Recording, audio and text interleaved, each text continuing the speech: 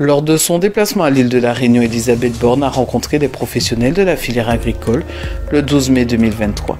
Elle en a profité pour présenter les mesures gouvernementales en faveur du secteur dans les Outre-mer. La Première ministre a promis 10 millions d'euros pour les filières fruits et légumes. Diversifier et soutenir la filière agricole en Outre-mer, telle est la volonté exprimée par la Première ministre durant sa visite officielle qui s'est achevée ce samedi 13 mai 2023 à La Réunion.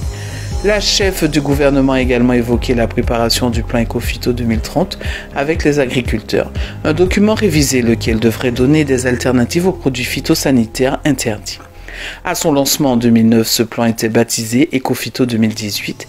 Il avait pour objectif de réduire de 50% en 10 ans le recours aux produits phytosanitaires si possible.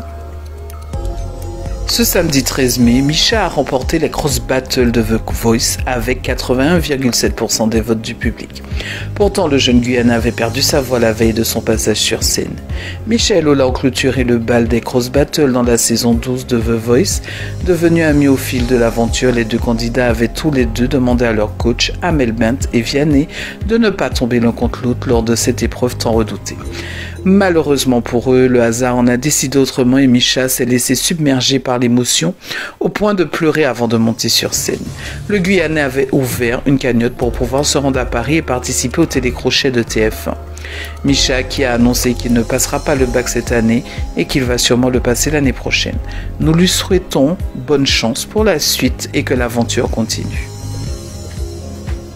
6 ans après son dernier titre mondial, Teddy Riner s'est offert une 11e médaille d'or ce samedi grâce à sa victoire face au Russe Inal Tassov en finale des plus 100 kg au championnat du monde à Doha. C'est en tant que 18e mondial que le recordman de sa catégorie décroche une 11e médaille d'or. N'étant pas tête de série, il avait dû commencer le tournoi au premier tour pour son retour. Un bon moyen de se mettre en confiance à un peu plus d'1 an des Jeux Olympiques de Paris 2024, son ultime défi. Victoire au bout du suspense pour les joueuses du sport guyanais qui s'imposent à la dernière seconde 55-53 face à la MJC des Abîmes. Deuxième victoire des Cayennaises après celle de la veille face au Golden Star de Fort-de-France. Le sport guyanais remporte le tournoi Guyamarga 2023 au Palais des Sports de Rivière-Salée en Martinique. Carton plein cette saison pour le sport guyanais qui a remporté tous les trophées et qui met fin à 30 ans de disette. Le dernier titre de championne du sport guyanais remonte à 1992. Le titre de championne du Guyamarga remporté en 2022 par l'US Sinamari reste donc en Guyane. Prochain objectif pour le sport guyanais, les finales de National 3 qui se disputeront dans l'Hexagone à la fin du mois de mai. Dans le tournoi masculin, c'est l'Étoile de l'Ouest, champion de la Guadeloupe, qui remporte le tournoi Guyamarga. Avec là encore une victoire au buzzer 71-69 sur un dernier panier inscrit par Gabriel Cayol, véritable héros du match, d'une adresse insolente et qui a surtout réussi à rester sur le parquet malgré le fait d'avoir écopé de 4 fautes dès le deuxième quart-temps. Les deux reviennent de loin car la première mi-temps a été largement dominée par la SC Tours qui a compté 20 points d'avance. Mais les Cayennais se sont éteints en deuxième période, laissant leur adversaire reprendre confiance. La SC Tours perd son titre de champion anti-Guyane puisque les dos de Pointe-Noire s'étaient imposés la veille face au Golden Star. Ce dimanche, la SC Tours et le Golden Star s'affronteront pour la deuxième place du tournoi Guyamarga. Haïti cherche un nouveau partenaire pour exporter ses mangues francisques dont la chair bien parfumée est appréciée des connaisseurs. En octobre 2022, le département de l'agriculture des États-Unis met fin à l'importation des mangues d'Haïti. À cause de l'insécurité dans le pays, les inspecteurs américains ne peuvent pas dédouaner les palettes de fruits avant l'exportation. Un coup dur pour les producteurs haïtiens qui peinent déjà à fonctionner dans la crise économique et sociale qui frappe le pays. Ce commerce avec les États-Unis rapporte entre 10 à 15 millions de dollars au secteur agricole d'Haïti. Les mangues d'Haïti représentent 2% des importations aux États-Unis où 65% du marché est dominé par le Mexique.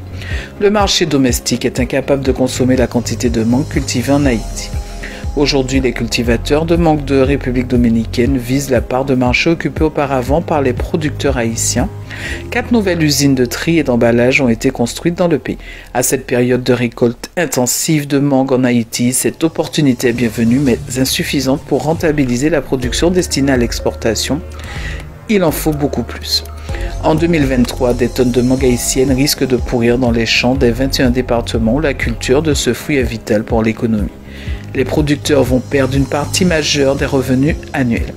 La filière de l'exportation des mangues donne du travail à des milliers de personnes qui interviennent dans la cueillette, le transport, le tri et l'emballage dans les centres de conditionnement.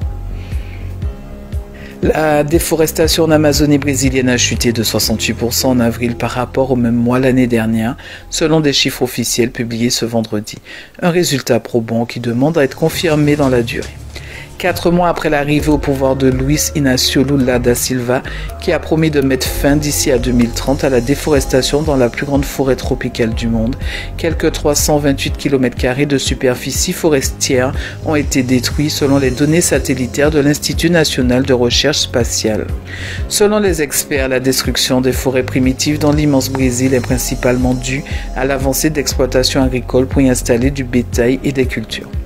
Pour aider le Brésil, plusieurs pays ont promis d'abonder le fonds Amazonie, créé en 2008 lors du premier passage de Lula à la présidence, pour protéger l'immense forêt indispensable à l'équilibre du climat et de la biodiversité mondiale.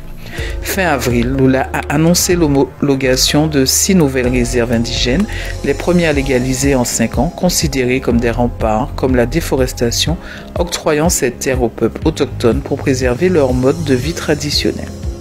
C'est la fin de ce flash, je vous remercie de l'avoir suivi. J'aurai le plaisir de vous retrouver vendredi prochain sur Radio Mayuri Campus.